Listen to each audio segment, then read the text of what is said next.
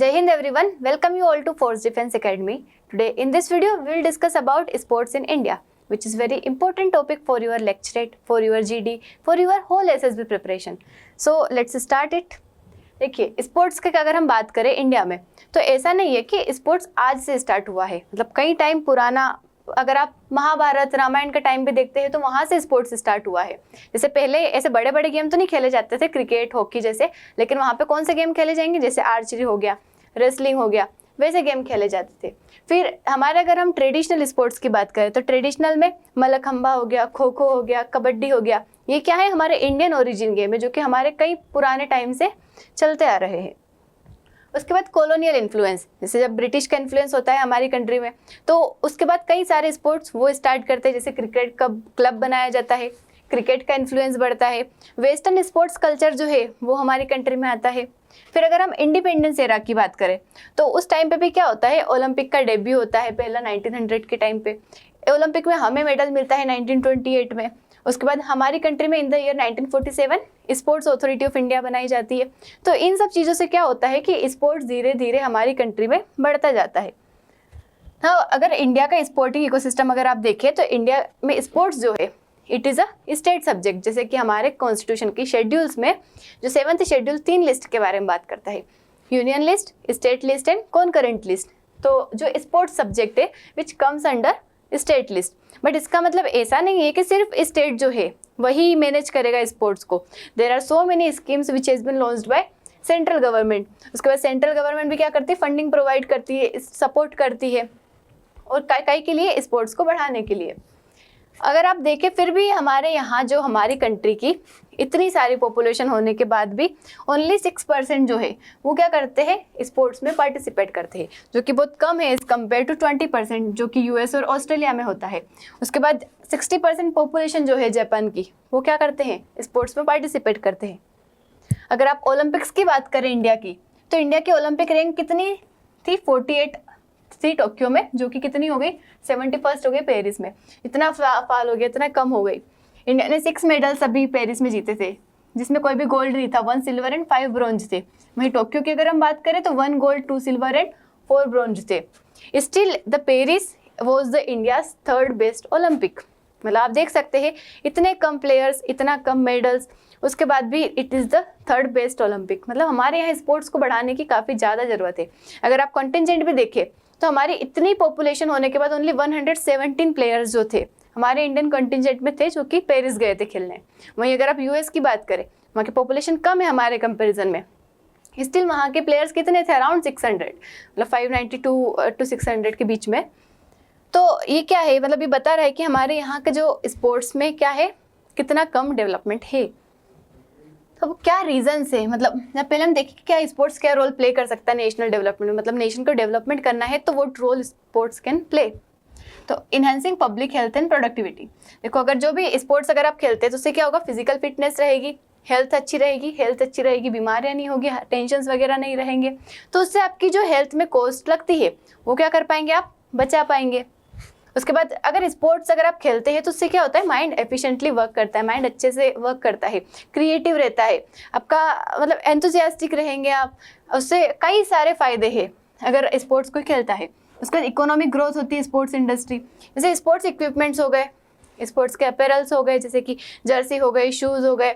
उसके बाद कई सारे इक्विपमेंट्स होते हैं, आप अगर क्रिकेट है तो बैट, बॉल, स्टैम्प, उसके बाद बॉल हो गई, वो कई सारे डिफरेंट स्पोर्ट्स की।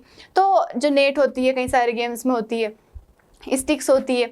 तो ये सब क्या है, स्पोर्ट्स इक्विपमेंट जो है। अगर स्पोर्ट्स बढ़ेगा तो स्पोर्ट्स इंडस्ट्री बढ़ेगी, ये ग्रो करेगी, पैसा कमाएंगे जो हमारे जीडीपी में जाएगा, हमारे देश की इकोनॉमी ग्रो करेगी। उसके बाद नेशनल यूनिटी बढ़ाता है। देखिए आप जब भी कोई सा गेम खेलते हैं या फिर कभी भी कोई सी हमारी कंट्री जीतती है कोई मैच, जैसे वर्ल्ड कप में इंडिया ने मेडल जीता, कप जीता, उसके बाद मतलब कोई से भी गेम में, ओलंपिक हो गया, कहीं पे भी, तो क्या करता है, पूरा देश उसे सेलिब्रेट करता है। तो वो क्या शो करता है, हमारे देश की नेशनल यूनिटी। मतलब वो पर्सन, अगर स्टेडियम में कई सारे लोग बैठे हैं, चाहे वो हिंदू हो, मुस्लिम हो, डिफरेंट रिलीजन के हो, डिफरेंट कास्ट के हो, डिफरेंट जेंडर के हो, बड़ा हो छोटा हो, सब मिलके क्या करते हैं, सेम सेलिब्रेट करते हैं। सबको बराबर खुशी होगी अगर हमारा देश जीतेगा। तो ये क्या करता है, हमारे देश की यूनिटी को शो करता है, सोशल इंक्लूजन को लाता है। उसके बाद जेंडर इक्वालिटी बढ़ाता है। जैसे कई सारे विमेन से जिन्होंने पार्टिसिपेट किया, जैसे कि पीवी सिंधु हो गए, उसके बाद मनु भाकर, निखत जरीन, ऐसे कई सारे प्लेयर्स हैं जिन्होंने पार्टिसिपेट किया और इंस्पायर किया दूसरी विमेन को कि वो भी पार्टिसिपेट कर सकती है। उसकी वजह से क्या होगा, जेंडर इक्वालिटी बढ़ेगी। उसके बाद विमेन का भी पर्टिकुलर क्या होता है, लीग होती है। उसके बाद इंडिजिनस स्पोर्ट्स कल्चर, मतलब हमारे जो स्पोर्ट्स है इंडिजिनस, जैसे कि कबड्डी हो गया, खो खो हो गया, इनको भी क्या किया गया, प्रमोट होगा। मतलब इससे क्या होगा, हमारा डेवलपमेंट होगा। जैसे आईपीएल है, आईपीएल में क्या होता है कि मतलब आईपीएल अगर स्टार्ट हुआ है तो उससे क्या होगा कि कई सारे फॉरेन इन्वेस्टमेंट होंगे, कई सारे लोग, टूरिज्म बढ़ेगा, तो उससे वो हमारे क्या करेंगे, हमारे देश में इन्वेस्ट करेंगे पैसा, तो उससे हमारे देश की इकोनॉमी बढ़ेगी। तो ये क्या कर सकता है, डेवलपमेंट कर सकता है। उसके बाद अभी हमारे ये जो कल्चर है, जैसे खो खो हो गया, मतलब खो खो का वर्ल्ड कप हो गया। उसके बाद कबड्डी की जो प्रीमियर लीग थी वो स्टार्ट की गई। तो इससे क्या हो रहा है, हमारे कल्चर को हम क्या कर रहे हैं, प्रमोट कर रहे हैं, शो कर रहे हैं। Diplomatic and soft power projection, मतलब कई बार जब बड़े बड़े गेम लॉन्च किए जाते हैं, बड़े बड़े स्पोर्ट्स ऑर्गेनाइज किए जाते हैं, तो उस टाइम पे कई कंट्री के प्रेसिडेंट आते हैं, प्राइम मिनिस्टर आते हैं, तो उनकी फ्रेंडशिप बढ़ेगी, उससे हमारी डिप्लोमेटिक टाइज होगी, बायोलेटरल टाइज बढ़ेगी। स्टीरियोटाइप और मार्जिनलाइजेशन, दूर दूर तक के एरियाज जैसे कि ट्राइबल्स हो गए, दलित्स हो गए, छोटी कास्ट के लोग हो गए, जो कि बाहर नहीं आ पाते हैं, उनको भी क्या मिलेगा, मतलब मौका मिलेगा खेलने का। और जब स्पोर्ट्स में अगर कोई खेलता है, कोई पर्सन जाता है, तो कोई भी उसकी कास्ट नहीं देखता है। इसमें क्या देखते हैं हम कि पर्सन हमारी कंट्री को रिप्रेजेंट कर रहा है, तो उनको भी यहाँ पे क्या मिलता है, मौका मिलता है कि वो क्या कर सकते हैं, खेल सकते हैं। मतलब क्या इश्यूज है जो कि हमारे डेवलपमेंट को रोक रहे हैं। मतलब इतनी पॉपुलेशन होने के बाद भी हमारे यहाँ स्पोर्ट्स में क्यों नहीं जा पाते हैं, क्योंकि इनएडिक्वेट इंफ्रास्ट्रक्चर, मतलब जो टैलेंट आइडेंटिफाई जो करना होता है, जो ग्राउंड लेवल पे होते हैं, बच्चे के पास रहता है टैलेंट, लेकिन उनके पास इंफ्रास्ट्रक्चर नहीं रहता है, प्लेग्राउंड नहीं रहता है। देखो रोड पे खेलने में और प्लेग्राउंड पे खेलने में बहुत अंतर हो जाता है। तो अगर उनके पास फैसिलिटी नहीं है कि वो खेले कैसे, तो कैसे आगे बढ़ेंगे, किस तरीके से हमारी कंट्री को रिप्रेजेंट करेंगे। उसके बाद जेंडर डिस्पैरिटी हो जाती है। मतलब कई बार if women are playing any sport, तो उसके सोसाइटी के लिए स्टिग्मा कंसिडर किया जाता है, सोसाइटी उसको एक्सेप्ट नहीं करती, कोई लड़की खेल रही है। उसके बाद अगर आप यूनेस्को की रिपोर्ट देखिए तो 49% जो एडोल्सेंट गर्ल होती है वो क्या कर लेती है, स्पोर्ट्स से ड्रॉप आउट कर लेती है।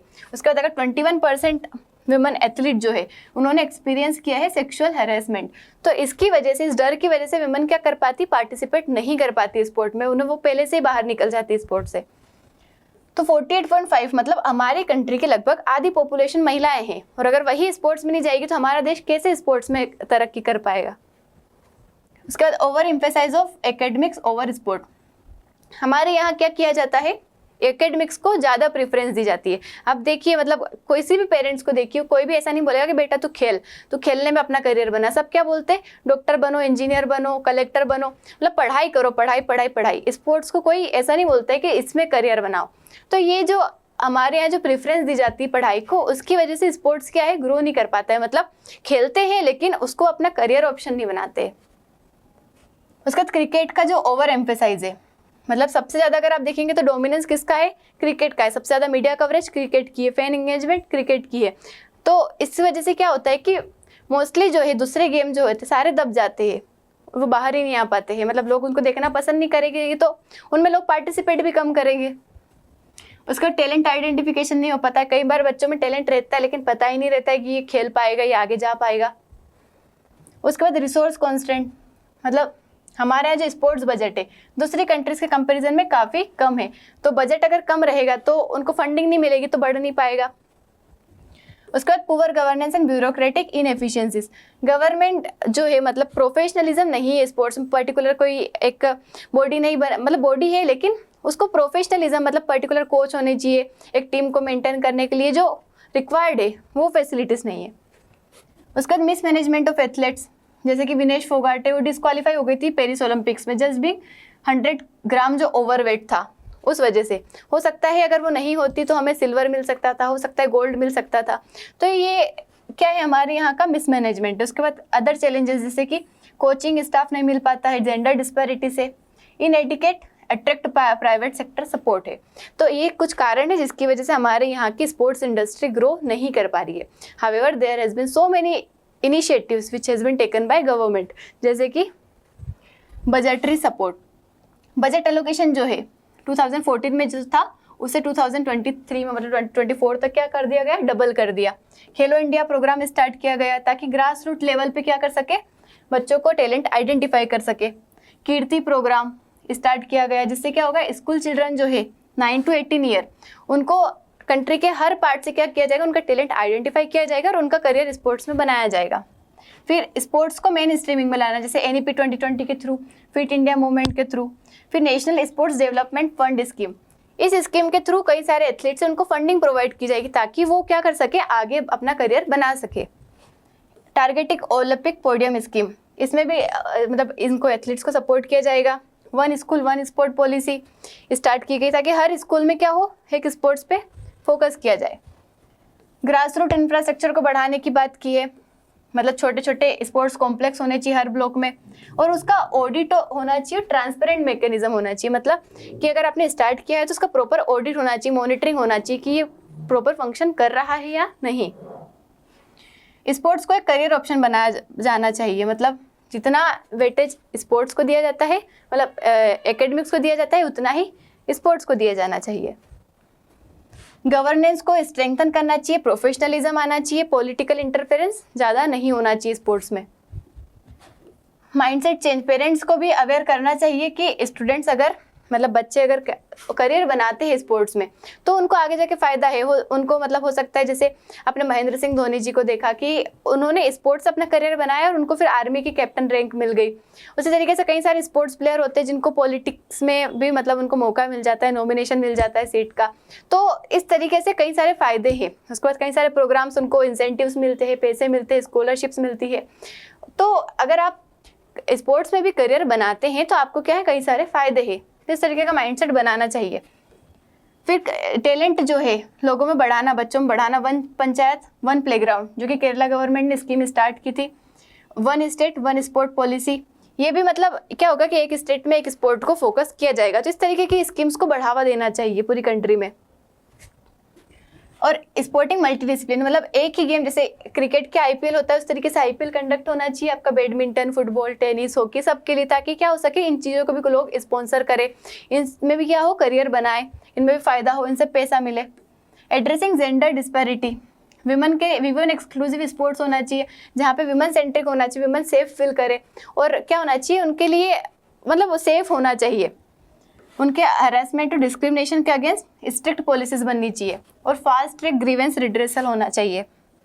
स्ट्रक्चर टैलेंट आइडेंटिफिकेशन सिस्टम होना चाहिए, मतलब ये जो छोटे छोटे जगह जो होगी, मतलब ग्राउंड लेवल पे, ग्रास रूट लेवल पे बच्चों का टैलेंट आइडेंटिफाई करने के लिए पार्टनरशिप करनी चाहिए NGO के साथ, लोकल बॉडीज़ के साथ, ताकि इनका टैलेंट आइडेंटिफाई कर सके और बच्चों को आगे बढ़ा पाए। तो हमें होलिस्टिक क्या करना है, एकेडमिक्स के साथ स्पोर्ट्स को भी जोड़ना है, ताकि स्पोर्ट्स कल्चर जो है वो क्या हो सके, बढ़ सके। स्पोर्ट्स कोई खराब करियर ऑप्शन नहीं, स्पोर्ट्स में भी बहुत अच्छा आप करियर बना सकते हैं। This is all about sports in India. मिलते हैं नेक्स्ट वीडियो में विथ नेक्स्ट टॉपिक। जय हिंद।